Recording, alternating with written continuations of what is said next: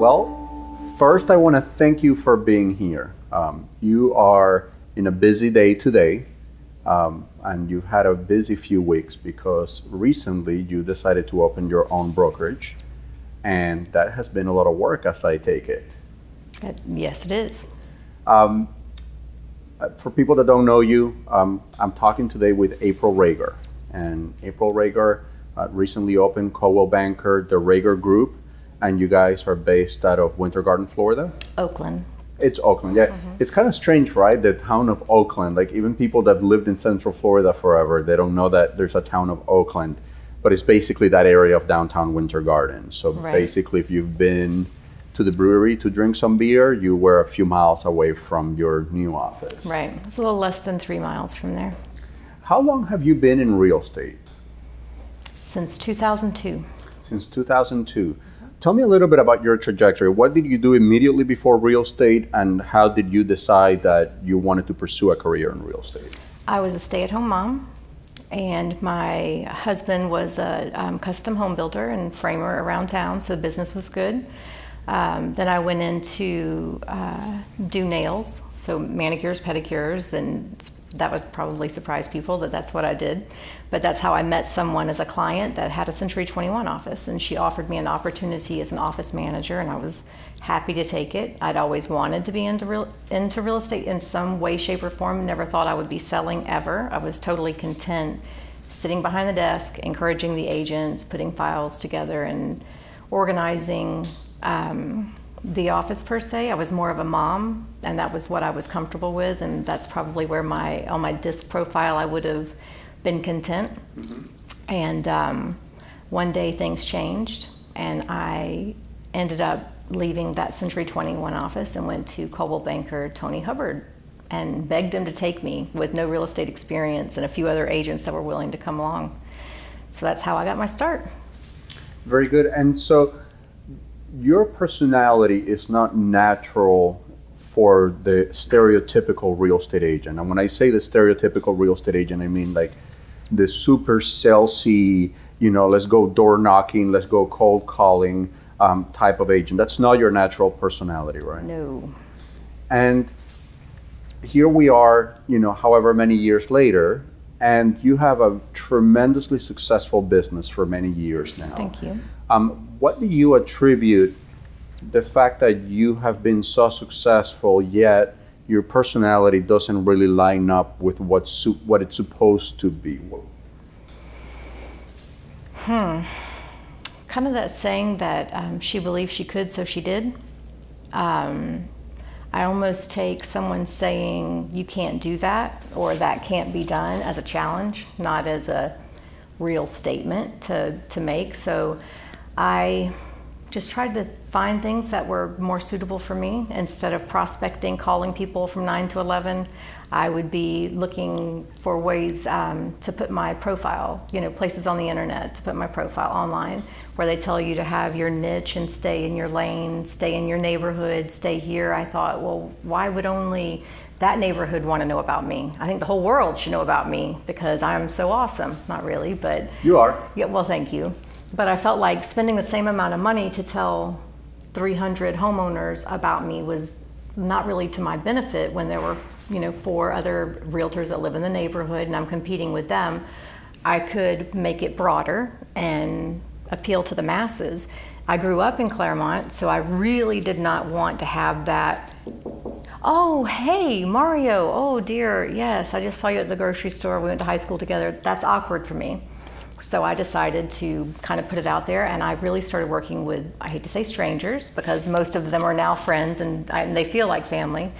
But I started buying leads online and putting myself out there more and more, and the people just started coming. But it was never my sphere of influence necessarily. I did everything sort of opposite and backwards to what they tell you to do, like a typical salesperson. Right. And you're still involved in the real estate transactions nowadays. So like if somebody wanted to sell their house and they call their Rager team, would they meet with you? If they ask for me specifically, especially, yes. I still have my cell phone out there. I'm still working with sellers. The buyers I do tend to give to my teammates because they're pretty time consuming. They can be. I do take buyers that are, past clients and friends and that kind of thing, because I think that helps me stay in the loop of what's going on, and I can kind of remember what it's like working with the buyers, but it's just not time effective for me necessarily, and that's why I choose to work with the sellers. And what a novel idea, because one of the things that I think gets lost a lot of times in the business is when people start sort of growing their business, their brokerage, their team, they start getting disassociated with the industry. And so then you have people in sort of a position of a managing position, but they're making decisions that affect the day-to-day operations, but they're not involved with the day-to-day operations. So those decisions sometimes are sort of counterproductive to what their team or their salespeople want to do. And so one thing that I've always admired about you is that you seem to me like an agent that generally loves the interaction with the customer, as opposed to someone that's selling real estate to sort of try to quickly get to that bridge where they can get away from production so that they no longer have to deal with the customers. Is that fair to say? That would be. I like the relationship part of it.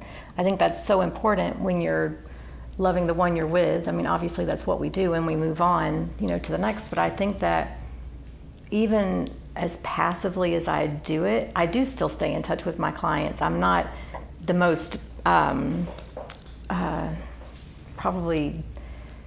not the best at that, following up after the fact. Like the most organized or calculated person. Yeah, mine's more like I'll send you a handwritten note because I am thinking about you, but I'm probably not going to pick up the phone and ask how you're doing, or I'll interact with you on Facebook and that sort of thing. And it, to me, still tends to let them know that I'm thinking about them. They know that I'm busy just like they are, but I believe that you have to kind of continue to grow with the times, and you communicate with people the way that they want to be communicated with. Now we text a lot. I'm always available like that. I mean, that's the best way to kind of describe it, but you can't be everywhere at one time.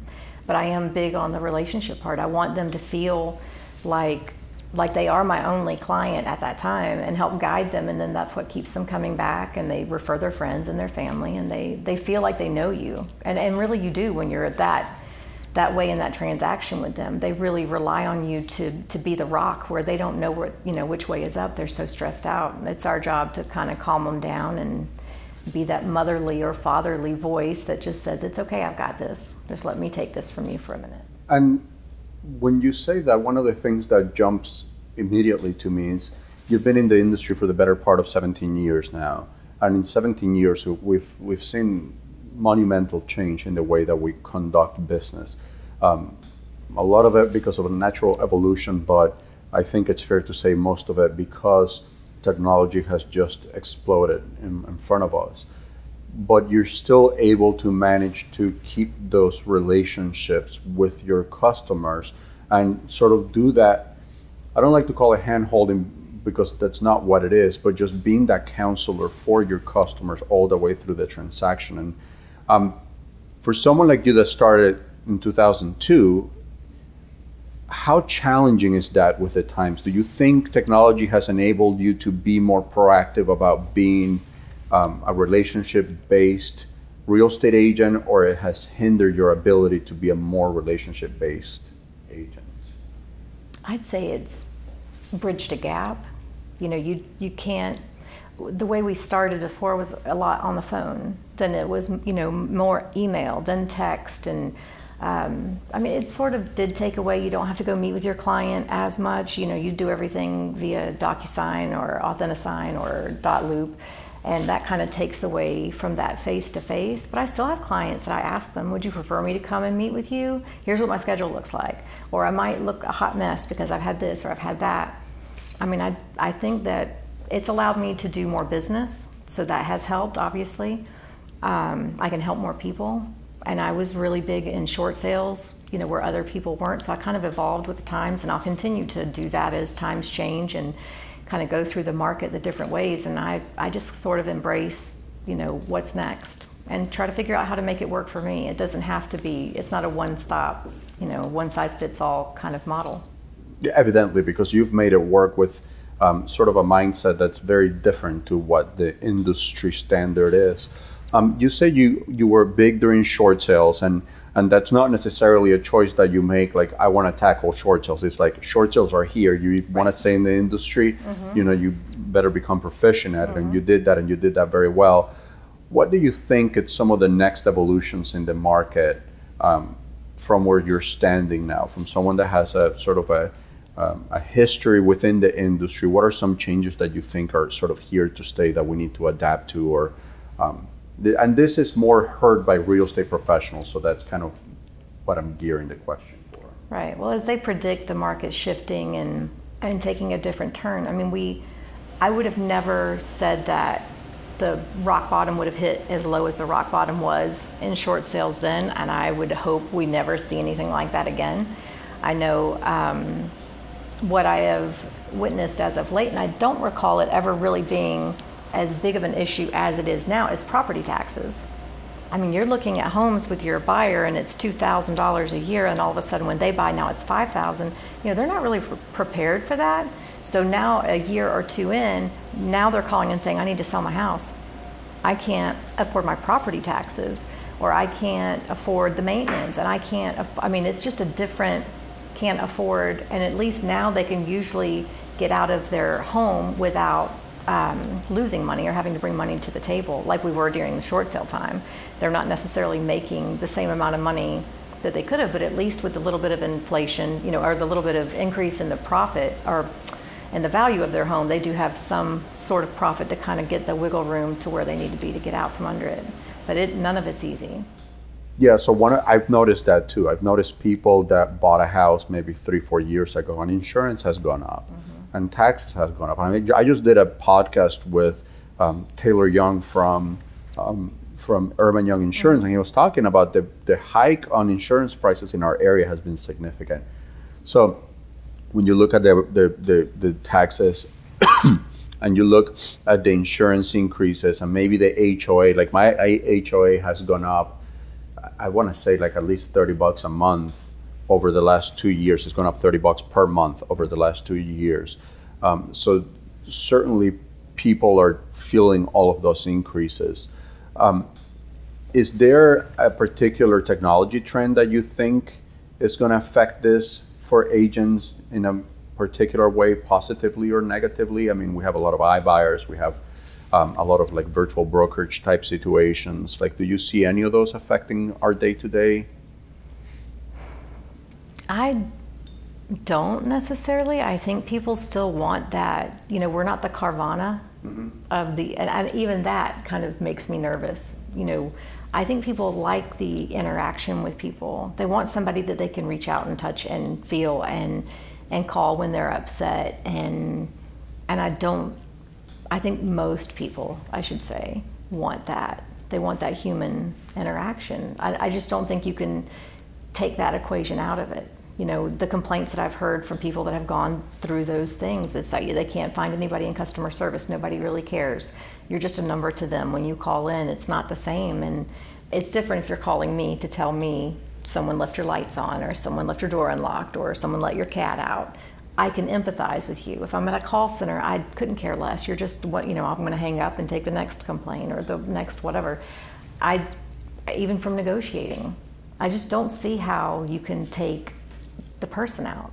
And that's a really good point, because one of the things that I don't think we talk about enough, or we don't make enough of a point to make to consumers, is our business is very much empathy driven, because the things people have rated moving as the most inconvenient thing they can possibly do in their life, sometimes ranking it above like a fear of death or public speaking. So moving sucks. I think we can sort of all agree to that, which means the things that make people move oftentimes are not pleasant things. They're sort of forced decisions, whether it be divorce, whether it be a death in the family, whether it be a job transfer, whatever the case might be. There's a lot of empathy that is involved in the transaction, and I think you've also been really good at doing that for your customers. You're someone that has worked with a lot of people in very special situations, and I think you're right. I mean, that's going to be very hard for that, the person that can relate with a single mom to talk to someone 6 states away about the sale of their home without having that sort of empathy and connection that has developed friendships for you. Right. We've had people that are out of state. Their family members have passed away. They don't have any way to get here. They can't. We had one, for instance, that was out in Groveland, and the brother had passed away. We found out the septic tank had no bottom. I never even knew that that was even possible, but that had happened. So running out there, not in the middle of the night, but in the middle of the afternoon to put a hose to the tank, then turning it off and doing all of these things, they wouldn't have had that if they'd gone through iBuyer or iOffer or whatever. Or maybe they wouldn't have had the hassle, like other people would say, I would just sell the house and not have to worry about that. In turn, not only are you getting the personalized service with an actual human being, you're actually getting more money for your home. And that's what we do. It's not about the commission that we're going to make. It really, for me, is about helping the people. And that's why the short sales were so big for me. It wasn't about what I was going to get out of that deal, because my money was peanuts compared to what these poor people were losing. But at that time, Bank of America, Chase, they were giving out $20,000 checks. For people that were losing their homes. They were getting FedEx envelopes saying, they'll pay me 20 grand to sell my house. I'm losing everything I've got. I mean, I had some people that didn't have anything, but if they didn't have me to facilitate, to empathize with them, to cry with them, to pat them on the shoulder, tell them it's going to be okay, take their phone calls, walk their dog while the house showed, turn the water off or turn the heat on or whatever it was that was needed. You can't get that when when everything is just digital and technology driven. It's just a totally different animal. And I think one of the mistakes that we make is that oftentimes we look at where we are in the market now and we say, well, we can implement a fair level of technology to get things done at this point. But the real estate market has an ebb and flow to it. It doesn't stay there. And so the ShoreTel market was a very good example of a market where it was absolutely necessary for real estate agents to be involved. And like you said, oftentimes you would have a house listed for a year on a short sale, and then it was denied in the 11th and a half hour, and you never got paid for all of the work that you did right up until that point. But it was very much a situation of people not getting enough education and guidance from the normal mainstream methods, being bombarded and attacked by all these other sort of like gimmicky things about how they could get out from under this house. And real estate agents really taking that role of the advisor and saying, no, we're gonna take you and we're gonna show you how you're gonna do this, and things are gonna be okay, and we'll stay in touch, and we'll go ahead and sell your house again in the next 4, 5, 6, 7 years whenever you're able to buy a house again. And I think, like you said, that's the part where it's not replaceable. That's the part that a lot of people don't see. If you do away with real estate professionals and then you slip into that market, people are going to be in real trouble. Mm-hmm. Yeah, where's the trust? Who do you go to? That person's not going to be there when you need a HUD statement 2 years from now. You're missing out on all of the, the real life things that you need a real person to be there, and then being established in your community and them knowing, where you go to church, where you go to drink your coffee, that they're going to see you in a restaurant, that kind of thing. That has always appealed to me. And with the short sales, that was so huge because they were losing everything they put their hard-earned money into. Some didn't lose as much as others. I had someone that had put down hundreds of thousands of dollars. Now they're selling their house for $200,000 when they, put $200,000 down. That's a hard pill to swallow, and they are so attached to that. But the one thing that was always good at the end of it, they were always saying thank you. They were grateful for getting through it without a foreclosure, and I think that's part of our industry's problem too. Not everybody has the same training, which is unfortunate, and not every salesperson or realtor, whatever, broker, really takes the time to educate themselves to learn about these different facets, because we shortchange most of our clients by not keeping up to date in what the industry is doing in the market. And it's just like you said, being so disconnected from what's going on makes it where it gives some an unfair advantage, but then good people are missing out on business they should have when the other ones get it and they have a bad experience. That's when they go to someone that doesn't matter, like iOffer or iBuyer. And that's that's sort of a fascinating topic to me because I've always been drawn to the idea of I love the freedom within the real estate community, and the freedom, when I say that, I mean the freedom to seek out the training that you find most relevant to your business, as opposed to, when you go to college for a particular degree, you may be taking classes on subjects that are not related to what you're going to be doing for a living. And so I appreciate that freedom, the freedom to seek out information. The flip side to that, unfortunately, is that I've had to change my mind on that and say, I appreciate the freedom, and the but keeps getting bigger and bigger. Like you say, there's no standardized training in the real estate industry. There's a standardized way that you get licensed, right? But that's just to sort of keep you out of trouble, kind of. Right. But it's not the way that you go forth in your career. Then you rely on brokers to do the training. You rely on your local boards to do the training. You rely on the people that run your office for the training. Do you think, if we're like just spitballing, do you think it would be good to have some standardized training, maybe, like create a curriculum that has some standardized training Absolutely. For people that are actually in the industry out there with customers every day? I think that right now we have too much of opinion. What do you perceive this statement to mean? Inspection periods. If it says, why can't it just be more clear? If it says 15 days or escrow, 3 days, 5 days, whatever, if it's not specifically saying business day starts the next day at, you know what I mean? Yeah, hard make dates. It more specific, so that it's not a question, and it's not a what did Mario think it was, or what did April think it was, or what day did I get XYZ, or inspection periods, what time did they really end, and when did you get it in your email, and I didn't get that email, maybe it went to my junk, maybe I never saw it. Having something in place where you have to have a red receipt when you send a contract, or some sort of something in place to really monitor, so that you don't have this willy-nilly, there's a lot of ambiguity in what we do. And people, the common person that's not in the industry listening to this is saying, well, contracts are in black and white. And they are in a way, but then if you've done this long enough or enough times, you realize that the black and white also can be blurred. And so there's that aspect of it, that if the forms were a little more comprehensive and they were a little more specific about certain areas that could be misinterpreted, things would be a little bit easier. But then there's also the aspect of how do you conduct yourself in business? What's a reasonable amount of time to respond a question from one of your customers? There's nothing that really guides that. Everybody sort of does their own thing. What's a reasonable amount of time for you to call for requesting an inspection? What's a reasonable amount of time to request a showing on a house, or to barge into somebody's house without requesting a showing? All the things that we know happen day in and day out, that a lot of times I want to say, darn it, that agent just is not doing the right thing, but a lot of times I just say they're probably not being taught better. Right. And we have the tools. With your MLS dues, you have showing time. Use it. Learn how to use the programs that you already are paying for. Showing time is probably one of the cheapest things you can buy. It's like $29 a month, maybe.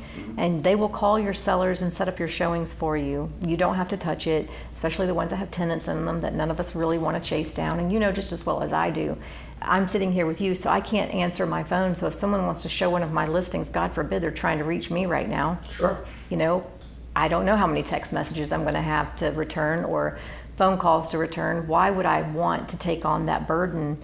Why not just give that up? And agents, first of all, don't know the little bit of the expense that it is, so they already don't follow through and try to check on that and try to use some of this technology to leverage themselves, which would make sense. So if you're not part of a big brokerage or a team or something that can kind of take that off of you, that's a perfect example. But we don't know how to use what we've already been given. Realtors aren't really taught how to look through MLS. They're going to Zillow or realtor.com and then calling whoever and not realizing that they're not getting the listing agent. There's a lot of things that go on with agents, and it's like you said, if you don't have, to me it should be an ethics violation for not communicating well, but they don't teach you that. Yeah, and I think all of these things were very well intentioned to begin with, but then there's sort of someone decides to sort of run amok with them. And I think the perfect example, and is one that I discussed in the podcast with Tara, was how many licensees are enough for a broker. Like the state of Florida evidently thought that we should have a broker, and that broker should be sort of overseeing the activities of real estate associates, sales agents. But there isn't anything that says, they should oversee up to 250 licensees or up to whatever the number is. The number was left blank because at the time when this was crafted, maybe the technology wasn't there and it was just hard to conceive how someone could manage more than 40. Or because the industry was very localized, you didn't really think, well, the same broker is going to have offices, from Miami-Dade County all the way to Duval County across the state. Like that was not something that was conceived at the time. Mm-hmm. And so I think a lot of these things are very well intentioned when they are put together, but perhaps it's definitely time for an update. I really go to sleep dreaming of the day that we have a standardized curriculum to go through.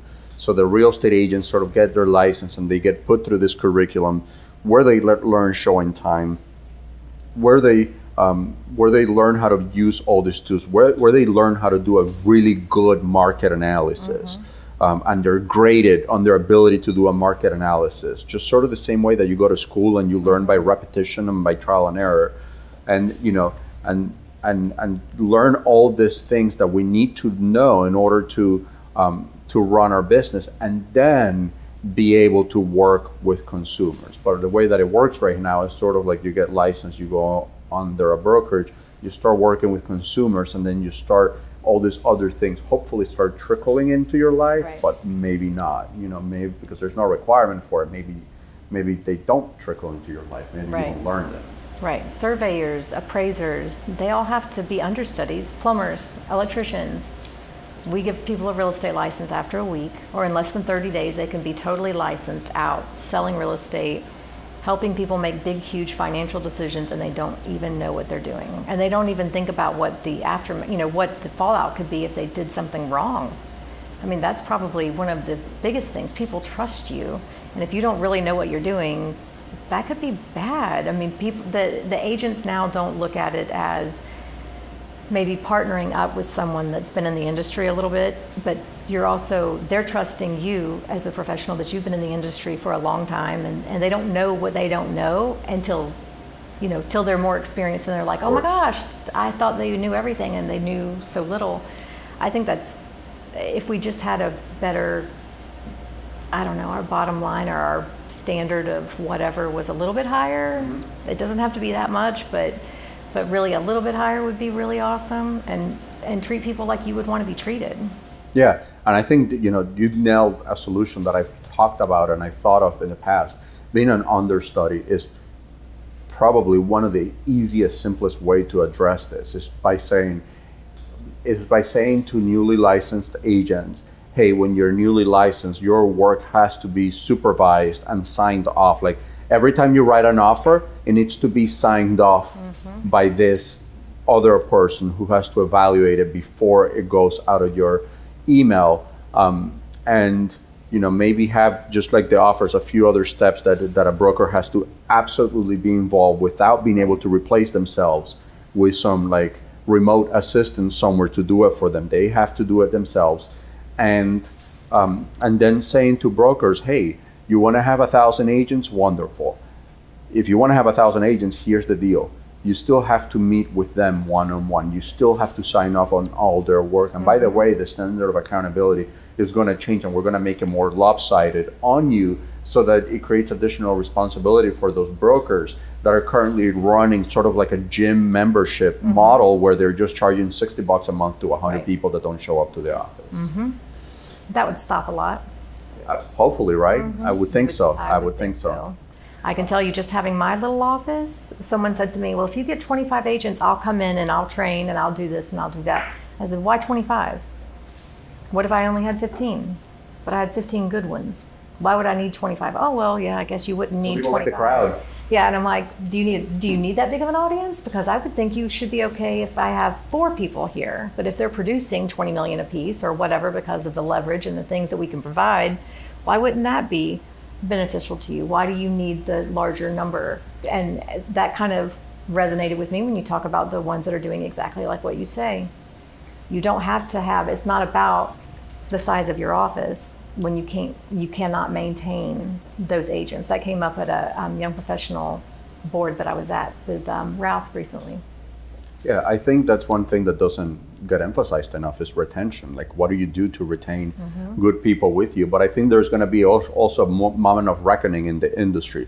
There's going to be 2 types of real estate offices. There are going to be the real estate offices that really emphasize the customer service, that have a track record and a minimum standard that you're going to be able to go to, like www.aprilsoffice.com, and you're going to see April's office standard of service is, we do this many, listings, and every one of our listings is serviced with, drone and aerial and professional photography. Every one of our listings is receiving a staging consultation.